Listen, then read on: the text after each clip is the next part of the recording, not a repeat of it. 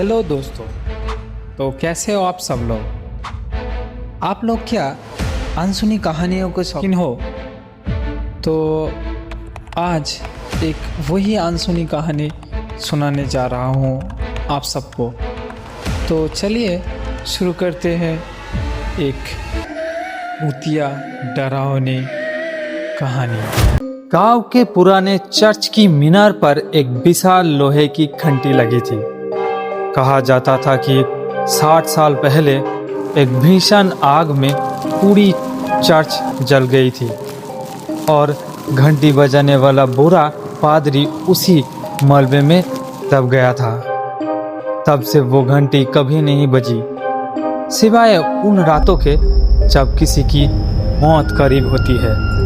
आकाश एक जर्नलिस्ट था। वो इस श्रापित घंटी के रहस्य को सुलझाने गांव आया था। वो रात को चर्च के पास वाले गेस्ट हाउस में ठहरा था।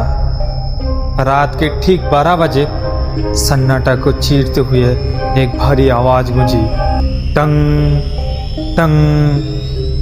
आकाश चौंक कर उठ गया। ये कैसे संभव है?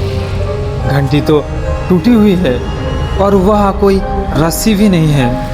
उसने अपना कैमरा उठाया और चर्च की ओर दौड़ पड़ा। चर्च के खंडहरों के पास पहुंचते ही उसे महसूस हुआ कि हवा में जलने की गंध आ रही है, जबकि वहाँ कोई आग नहीं थी। उसने टॉर्च की रोशनी मीनार पर डाली। घंटी जोर जोर से हिल रही थी, जैसे कोई उसे पूरी ताकत से बजा रहा हो। अचानक उसे सीढ़ियों पर भारी जूतों की आवाज सुनाई दी, धप धप धप। आकाश ने फोन का फ्लैश जलाया। रोशनी की उस छोटे से पल में उसने देखा कि मीनार की खिड़की पर एक साया खड़ा था। उसके कपड़े झुलसे हुए थे और उसका चेहरा कोयले की तरह काला पड़ चुका था। वो साया धीरे धीरे नीचे उतरने लगा। आकाश पीछे हटा, पर उसका पैर किसी चीज से टकराया। उसने नीचे देखा। वह 60 साल पुराना एक रजिस्टर पड़ा था, जिसमें गांव के मरने वालों के नाम लिखे थे। उसने पन्ना पलटाया। आखिरी नाम अभी अभी लिखा गया था और स्याही अभी भी गीली थी। वो नाम था आकाश। उसे अपने कान के पास एक गर्म चलती हुई सांस महसूस हुई। वही पादरी उसके ठीक पीछे खड़ा था, जिसके हाथ की उंगलियां अभी भी आग की तरह लाल और सुलग रही थी। अगली घंटी तुम्हारे लिए। आकाश ने भागने की कोशिश की, पर उसे लगा जैसे उसके फेफड़ों में धुएं भर रहा हो।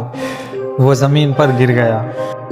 अगली सुबह गांव वालों ने देखा कि चर्च के बाहर आकाश का कैमरा पड़ा था।